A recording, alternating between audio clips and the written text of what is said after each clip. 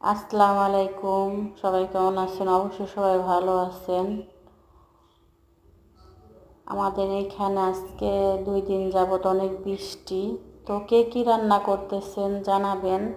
আমি আজকে রুই মাছের ঝোল রান্না করতেছি। তো রুই মাছগুলো প্রথমে সুন্দর করে ভেজে নিলাম, তারপরে সুন্দর করে উঠিয়ে নিয়ে তারপরে শাক ভাজার জন্যে আমি কিছু পেঁয়াজ দিয়ে দিলাম। আমাদের এখানে বড় মাছের মধ্যে শাক দেওয়া হয়, তো পেঁয়াজ দিয়ে জিরা দিয়ে শাকটা সুন্দর করে ভেজে নিলাম। ভেজে নিয়ে তারপর উঠাই নিব।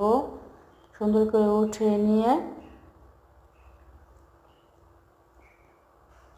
তারপরে আমি ওই কিছু তেল দিয়ে দিলাম। তেলের মধ্যে আদা জিরা বাটা, পেঁয়াজ বাটা, হলুদ মরিচের গুঁড়ো এগুলো দিয়ে দিলাম। সুন্দর করে কষিয়ে নিয়ে তারপরে একটু লবণ দিয়ে দিলাম পরিমাণ মতো। তারপর একটু পানি দিয়ে কাঁচামরিচ দিয়ে দিলাম। তারপর মশলাটা সুন্দর করে কষিয়ে এই তো দেখুন আলু দিয়ে সুন্দর করে কষাইতেছি। তারপর ঢেকে দিলাম, 2-3 মিনিট ঢেকে রান্না করব। তারপরে পানি দিয়ে এই যে শাকগুলো বেটে নিতেছি।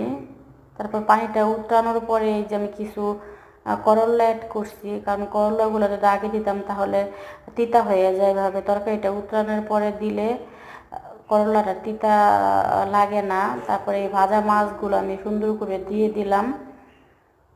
সুন্দর করে দিয়ে যাতে ভেঙে না যায়, সুন্দর করে দিয়ে তারপরে আমি ঢাকনা দিয়ে কিছুক্ষণ ঢেকে রান্না করব।